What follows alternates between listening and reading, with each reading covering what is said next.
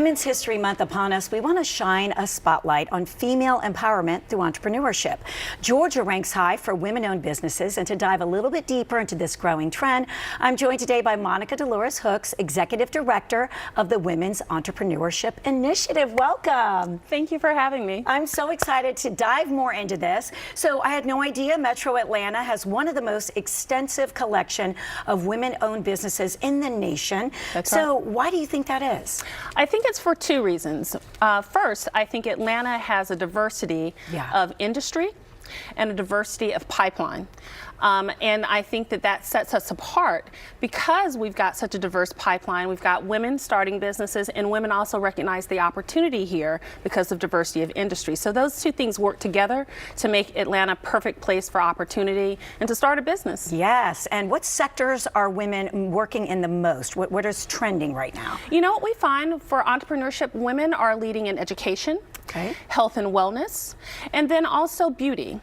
The beauty sector, yes, I've heard that. Well, we've had wonderful women entrepreneurs right here on this show starting their businesses. And speaking of that, how do you feel like the pandemic really impacted women's entrepreneurship? Because from just even talking to my own small circle of friends, I think everybody decided, like, okay, this was a make or break it time, and how happy am I? Am I really meeting my goals? Is now the time to make a leap? Do you feel like you saw that too? It's really where the rubber met the road, right? Yes. I feel like the pandemic essentially 10x'd entrepreneurship for women. Yes. And I think the second, and more importantly, it gave them agency to claim entrepreneurship, to claim their business idea as a solution for the community and for society. So that's what happened. But I think it's good. I think we're all better for it. Absolutely. And how? Let's talk about what ways you feel like by us becoming our own bosses, what does it really do for the work environment or really society as a whole? So, I think, women run the family, they run the home, they run communities. So women approach business from a 360 perspective. And with that in mind, what we know is that you can do well in business, but you can also do good. Yes. So many of the solutions that women are coming up with really impact in a 360 way, and I think that's a real bright spot for women in entrepreneurship. I love that. Women do well, but they're also doing good. That's right. And talk about, because I myself or everybody, you have an idea, you have a kernel of something, and you think, all right, I want to do this, but I kind of don't know how. What would you say is the biggest barrier for women-owned businesses? What have you heard that it's the main reason that they say, I don't know if I can do it? Certainly we know there's an access to capital. Yes. Plaguing women to get started. You have to have more than a good idea. You've got to have some capital.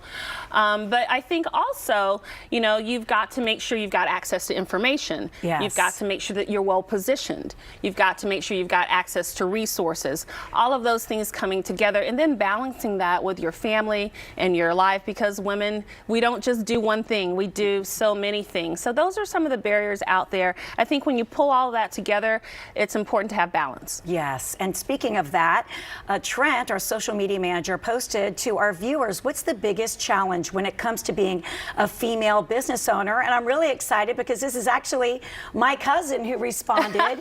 She is incredible, Vanessa Fava. She wrote, juggling being a mother and running a business. The demands of both are so tremendous. Yeah. She has 3 beautiful kids. You really have to understand time management so you can meet everyone's needs. And Vanessa, kudos to you. She just moved to Tampa full-time and opened up her own boutique. That's what she's done for decades.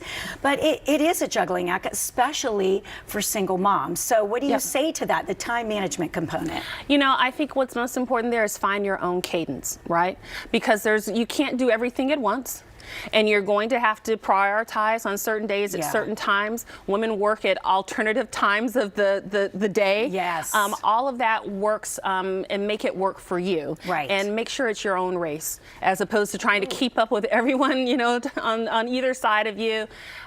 It's important that you find your cadence, your race for your success. Yes, and we have some of the biggest entrepreneurs, as you mentioned, here in town. We have Sarah Blakely, Paula Wallace started SCAD, but of course people are hesitant. Dr. Lakeisha Hammond, Hallman, excuse me. But what are you saying? What tips can you recommend for those inspirational women? How can we kind of get inspired to break our own barriers of fear? Yes, shout out to Dr. Hallman, who sits on our board with Invest Atlanta. Yes. The 3 tips that I would tell women: first, just get started. Right. Okay. Second, don't try to boil the ocean. Come up with a solution that's very specific that you know how to do, so it can set you apart from your competitors. Right. And what is the 3rd tip? Oh, don't boil the ocean. Just find like-minded individuals that are going to help you to get to your goal, whether it's a community in your general your living environment, whether it's an incubator program, an accelerator program. Find like-minded people that want to see you succeed. Put yourself around them, and you'll get to your success. You're so awesome. Thank you. Thank you. Insightful and motivating, and we need that, especially this month. Just makes us shine that spotlight on finally doing what we want to do and taking control. Thank you so much, Monica. Appreciate it.